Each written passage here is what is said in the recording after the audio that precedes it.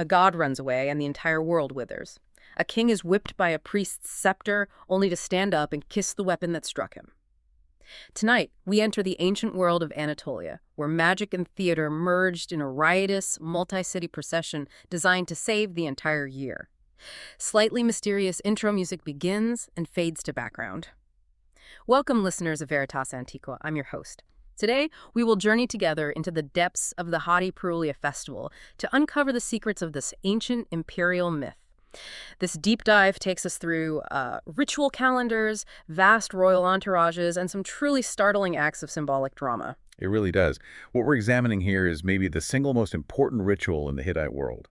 The sources reveal a performance that was deeply political, theologically profound, and, well, unexpectedly vulgar all in Poeser one. is a good word for it. It forces us to redefine what a sacred ceremony even looked like in the Bronze Age. Absolutely. I agree. So let's start with the foundation. This wasn't just a local village harvest celebration. The Purulliya. It takes its name from the Hittite root puru, or wur. Meaning earth or ground. Exactly. And while it was a New Year festival, probably held in the spring, it was meant to secure so much more than just a good harvest. Right.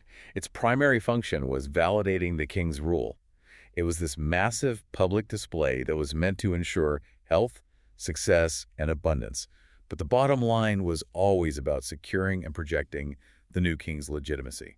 And the logistical challenge alone is just staggering. The core festival was originally tied to the sacred city of the storm god, Nerik. It was, but constant pressure.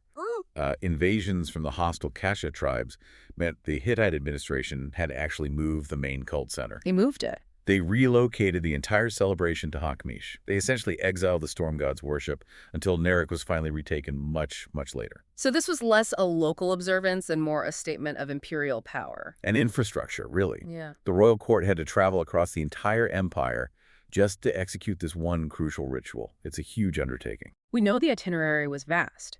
It started in the capital, Hattusa, and then proceeded through places like Tawinia, Warkatawi, and Zipalanda, all on the way to this exiled Nerik. That's the key context. This wasn't a fast event. The precise frequency is still, a bit debated. The source texts on X here are hard to pin down. Right. But whether it happened every 7 years or 9 or was just tied to a king's accession, it was a rare and monumental state investment. And that monumental effort was rooted in a deep theological crisis, specifically the saga of the vanishing god. We know the central mythological tale everyone listened to was the great battle between the storm god and the serpent Ilyanka. Ilyanka provided the template for conflict and resolution, sure. Yeah. But the story that gave the Purulliya its real sort of urgent meaning was that motif of the disappearing deity. Telepinu. Telepinu, the plant god, is the classic example. When these gods vanished in anger, the effect was immediate and catastrophic. Nature was crippled, fields withered, animals couldn't breed. All life just froze. The ultimate divine temper tantrum. Exactly. And the ritual logic of the Purulliya festival was to reverse that crisis. The entire journey, the sacrifices, the drama, it was all focused on ritually coaxing that angry, missing deity back. Restoring harmony and fertility to the scorched land. And proving that the empire's success rested entirely on the king's ability to retrieve and mollify the divine powers. It's incredible how these cosmic myths translate directly into mandatory political actions. So let's look at the solemn acts that define the ritual process before the royal road trip really got underway. We have to. We have to address the sheer theater of the king's submission. It's one of those striking physical acts preserved in the texts. The king is struck on the back with divine scepters by the priest. A moment of profound public humiliation, it seems. You'd think so, but it's powerful theater, not humiliation. By receiving the beating, the king accepts absolute divine authority. It's a performance. And the performance is completed when he turns and kisses the scepters. Right, confirming his role as the servant of the gods. And this act of servitude actually cements his political authority in the eyes of everyone, human and divine. So beyond the striking and the prostration, the arway, there were other almost secret rituals happening back in Hattusa. Yes, specifically in the Temple of the House of the Dead. This phase was about maintenance and the chthonic, the underworld. They renewed the gold and silver of statues, repaired sacred garments. And looked after the crucial kara, the hunter's bag cult objects. And the sacrifices there reflect that deep underworld connection. How so? They're distinct. The offerings were dedicated to the 9 chthonic deities, and they sacrificed only black animals. a black cow and calf, a black mare and foal, a black sheep and lamb. Because black symbolized the underworld. The darkness, yes. Mm. So these animals were reserved for the gods of the earth and the dead. It was kind of symbolic burying of the old year, the death that had to happen before the new life could begin. So we have the theological framework, the political submission, and the rights for the dead. But the real shock comes when this massive, powerful, utterly formal court arrives in a city like Towenia. That's where it all gets turned on its head. The solemnity just dissolves into this chaotic, grotesque carnival. It's a classic example of what anthropologists call ritual license, or a temporary world inversion. For the magic to work, the normal laws of decorum and social order have to be temporarily suspended. So the king gets whipped, obscenity becomes sacred. And the priestess dresses as a god. Let's talk about her. The queen actually separated from the main procession. She did. And this other powerful female figure, the Entu priestess, the sister of the god, took command of a part of it. She held an extremely high rank, reflecting some of these older matriarchal traditions. And she literally dressed like a god. Yes, and she was responsible for transporting the crucial statue of deity Hapi, the goddess of the hunt and fertility. She was received like a queen herself in every city she passed through. Her role was essential. Okay, so let's get to that 7-day stopover in Towenia, focused on Tita Shapi. This is where the carnival truly erupts. Who was performing this? This sacred, bizarre theater. The cast list is just extraordinary. You've got women's choirs, hapia dancers, acrobats, and this parade of masked jugglers dressed as animals. The leopard men, dog men. And most notoriously, the bear men. The ritual required intense, often shocking spectacle. It was meant to show that the world was off-kilter and desperately needed rebalancing. And what we see is high-stakes omens and deeply lowbrow acts happening almost at the same time. Precisely. The king and queen are doing standard rites, drinking for the storm god, breaking bread and cheese over onions. But at the same time, dancers are running in announcing the results of liver omens. So the gods are actively speaking during all this revelry. And there's mention of a hurrying head. We don't know if it was macabre prop or a mask, but it adds to this unsettling atmosphere. But the most memorable, bizarre sequence has to involve the bear-masked man and the vile fluid. Let's unpack that. Okay, so there's a sequence where a hunter runs toward the king, there's a juggler, and the king whips them both. A continuation of the violence he received himself. Exactly, and immediately after that whipping, the bear-masked man appears. He's carrying shirha, a fluid that's generally interpreted as urine. Wait, so the king is watching a guy chase a juggler while smearing him with what is essentially ancient ritualized pee? Yes. It's an act of deep ritual profanity, suggesting that the normal rules of purity are completely suspended. But it doesn't even stop there. There's more. The scene with the animal penis is just as strange. A man retrieves an animal penis from a pot, acts disgusted, throws it back in, and then runs away.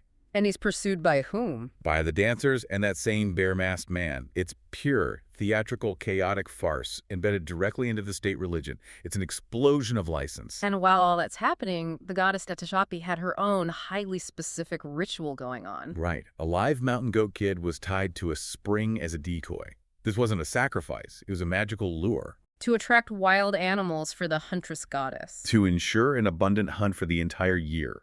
It's analogic magic at its clearest.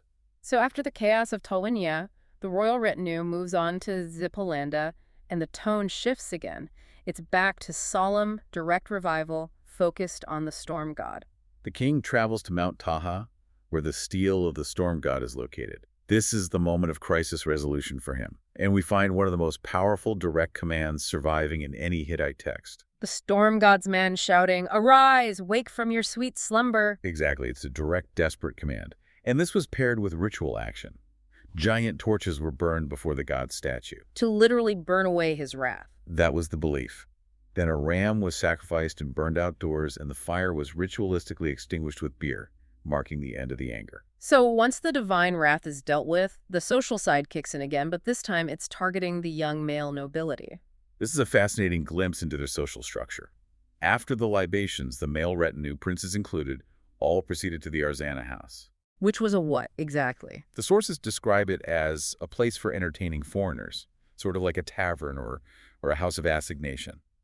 It was a key ritualized social step where the young princes gained their first sanctioned sexual experiences. So it's religious ceremony, Political legitimacy and highly specific social instruction for the next generation all rolled into one. It shows how absolutely everything in their world, from high theology to adolescent coming of age, was integrated into the state religious calendar. And while this is happening, the prince has his own separate six-day mission in Hanhana and Koshaha, dedicated entirely to Telepinu. Yes, the prince's role was essential to complete the recovery.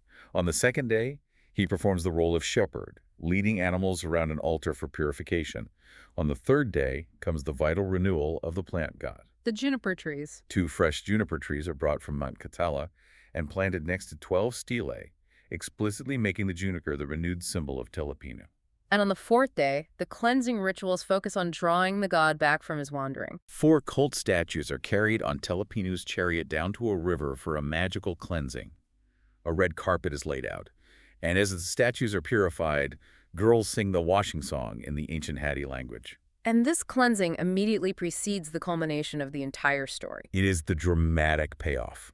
4 priests sit facing the river, they eat the cooked organs of a sacrifice, and then they stand to make the definitive, powerful declaration to the governor. Telepinu has fled and come to the river. That's it. That proclamation signals that the vanishing god has been retrieved. The crisis is officially over.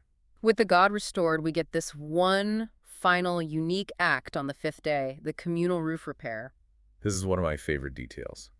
The priests, the imama priestess, the governor, all high-ranking officials take shovels, fill the edges of their skirts with earth, and carry it to the temple roof. They're repairing leaks before winter. Yes, and they do this 7 or 9 times, all while singing and joking. That detail is so human. High officials doing manual labor, joking around. It completes that temporary inversion of the social order. It does. And the final feast caps it all. The remaining livers and hearts from the sacrifice were placed between pieces of bread to create sandwiches for the gods, accompanied by huge amounts of beer and wine. The world has been successfully secured through labor, submission, and ritual anarchy. The Purulliya festival truly stands as a profound testament to ancient Anatolian belief. It was this vast, multi-layered, dramatic journey, demonstrating that fertility and legitimacy were secured not just through solemn sacrifice, but through calculated chaos, mask performance, and the sheer effort of an entire empire on the move. And what's fascinating is how these events laid the groundwork for future theatrical traditions. The fact that the most sacred high-stakes political festival, the one responsible for the survival of the kingdom, relied on obscene masks and grotesque jokes, reminds us that the line between profound faith and riotous political theater was virtually non-existent in the ancient world. I hope you've enjoyed our journey into this mysterious world. If you liked this deep dive, please consider sharing it with a friend. Until we meet again next week to follow the trail of another ancient legend, take care. Outro music begins and swells.